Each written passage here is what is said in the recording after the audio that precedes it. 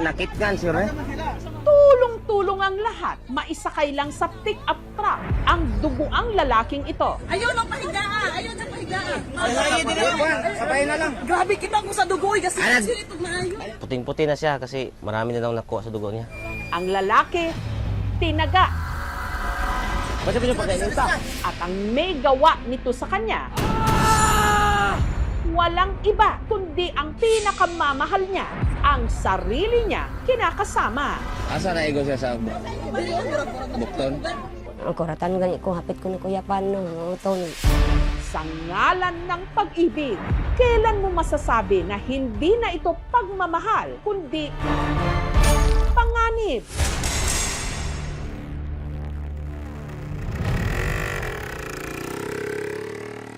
Ang lalaking tinaga, itago natin sa pangalang Carlito. Nagtamo siya ng malalim na sugat sa braso. Ito po yung sugat ko po. Wala po dito po. Walang taray. Hindi po ako nakahawak ng yung mabigat. Kasi sabi nila, naputol yung ugat ko dito eh. Ang ginamit daw ng kanyang kinakasama sa pagtaga sa kanya, ang karit na siyang gamit niya sa pagsasaka. Nagpapagaling na ngayon si Carlito sa kanilang bahay. Wala, nag-ingon ko, maayaw kayo. Wala pa kaniya gitiwas. Nya, maayaw po na nakakuan po siya. Kwento ni Carlito. Tanghali nitong January 22, umuwi raw siya galing bukid para mananghalian. Hanggang matang babaeng to. Puro cellphone na inatupag. Naabutan niya sa kanilang tahanan ang kinakasama niyang itago natin sa pangalang Beth. Yung naman ba? Inotas ko siya na bibilihan sa Pilipinas ba? Para sa wala siyang narinig kasi nagsa-cellphone siya, nakapokus sa cellphone eh. Hoy! Ano ba? Sa halip na tumalima, ang inutusan daw ni Beth na bumili ang anak nito sa una niyang asawa. Tagal bumalik. Kumuha ako ng kape doon sa loob. Kasi yung kape ko hindi naman mainit. Kaya tinapon ko na lang. Parang nainis siya sa akin kasi parang nabulabog yata yung paglalaro niya. Aray ko! Hanggang nagsimula na silang magbangayan. Itong upo na to, binato sa akin. Sunod na lang daw nakita ni Carlito ang gamit-gamit niyang karet sa bukid, hawak na ni Beth. Tinaga ako dito.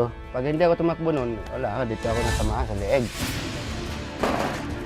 Tumakbo pa ako sa karsada. Doon ako natambas. Nakit? Si Carlito nawalan ng malay. Ayaw ng pahigaan! Ayaw ng pahigaan! Eh, may dumadaan tapos nag-volunteer siya na lang maghatid doon sa ospital. Nagising na ako. Nililinisin na niya yung sugat ko. Marso nito lang nakaraang taon nung nagkakilala raw ang 18 anyos noon na si Carlito at ang 33 anyos na si Beth. Ako nag-live ako. Pumasok siya sa live ko eh. Siya na ba nag-una siya? Ang minsanang chat na padalas. Kalaunan, ipinagtapat daw ni Beth na meron na siyang anak sa dati nitong nakarelasyon. Ay, okay lang yun. Basta may respeto ka lang sa tao. Okay lang yun. Nagustuhan mo sa kanya. Parang mabait siya eh. Sa kabila ng agwat ng kanilang mga edad, nagkamabutihan sila. Kasi nagkasama na kami dito. Doon kami nagtumira sa sa bababa. Ako po rin nagtrabaho. Ito pa yung motor yung ginagamit ko, ang karyada. Hoy! Ano ba? Nakita ko na naman tong damit ko. Nasa lapag ah! Gaya ng iba, hindi raw perpekto ang kanilang pagsasama. Lagi sila nag-aaway. Ayaw niya palabasin. Kahit dito-dito lang. Ako na nga naglilinis dito. Ako na lahat ng gawain ng bahay. Mag-aaway kami pero minsan lang. Away ngayon para mamaya bati naman. Sino na naman yung kachat mo? Okay man po sila, sir. Pero kung nag-away po sila, padako po nila ba? Aray ko! Hanggang ang huli nilang away, nauwi sa karahasan. Siguro nasaktan siya, kaya tinaga na. So, Ayaw ng pahigaan! Ayaw ng pahigaan! Sabay na lang. Ang tanong, Istorya na ko sa inyo, sir. Ang sa inyong dancer, ha? nasaan na si Beth na nantaga ng kanyang kinakasama? Dito sa Cagayan de Oro City, namamasukan ngayong kasambahay si Beth. Inamin niya na nagsi-cellphone nga siya nang dumating si Carlito. Ano ba? Kanina pa yun ah! Tagal na! Nagugutom na ako! Nagkabangayan nga raw sila dahil hindi niya ito naasikaso. Pero sa gitna raw ng kanilang alitan, bigla raw siyang binuhusan ng mainit na kape ni Carlito. Aray ko! Pagkakita ko ng po yun, binato ko sa kanya yun. Kanina ka pa! Halika nga dito. Talagang lumalaban ka pa, ha? Doon na niya ako nasuntok. Ito po yung pasa. Tapos dito sa mukha. Bagay na inamin ni Carlito. Daming tao nakakita sa amin eh. Kaya nahiya na ako eh. Halika nga dito. Pinasok ko sa loob, doon ako sinuntok 2 beses.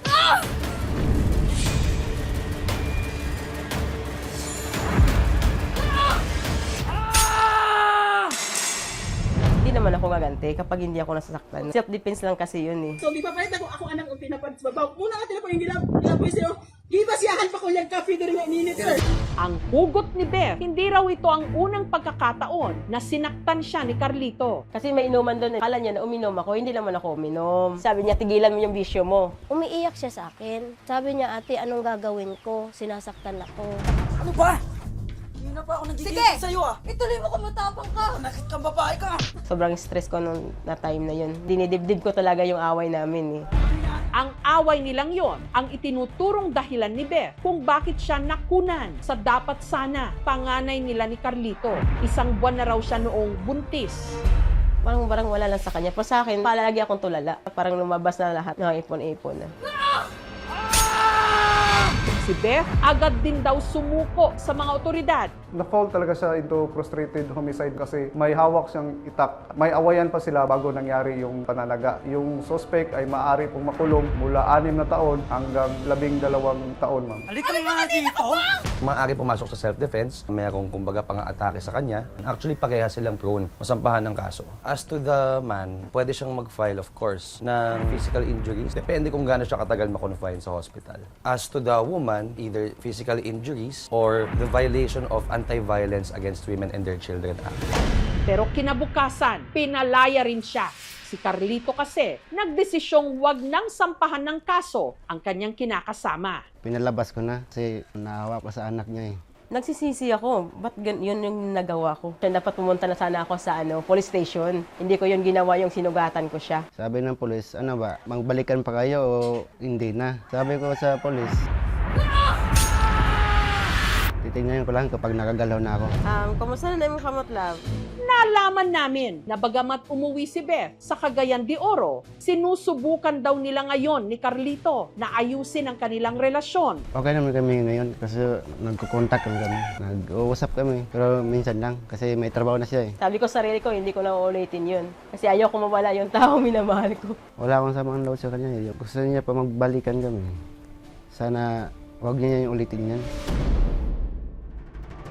Hindi natin maiwasan na magkakaroon ng disagreement. Pero kapag umabot na nananakit na kayo sa isa't isa, mas matimbang pa yung mga nangyayaring masasakit versus yung pagmamahal. Then that's the time na mapapansin nyo na toxic na yung relasyon ninyo sa isa't isa. Iisipin nila na magbabago pa, mahal ko itong taong ito, wala nang taong pwedeng magmahal sa akin. Paano kapag let's say na dumating sa punto na sa pagtitiis nila, napuno na sila, baka meron silang gawin na masama. So it's better na umalis na kayo as early as possible. Bagamat ang mga babae, ang laging nasasaktan dito, ang batas natin, pinoprotektahan na rin ang mga lalaki. Nakakaranas na rin ng kalalakihan, ng karahasan, Pareho sa babae at sa lalaki. Sa ating lipunan, huwag nilang tiisin, Zero tolerance. Sa lahat ng may mga asawa, pag may pang-aabuso nangyari sa inyo, dapat mo idulong sa pinakamalapit na stasyon ng pulis. Sabi ko sa kanya, sana magbago na siya. Love, sorry kung nagawa ko yun sa'yo. Hindi ko yun sinasadya eh. Mahal kita. Dapat alam natin kung kailan ang relasyon unti-unti na palang nagiging lason. Sabay na lang.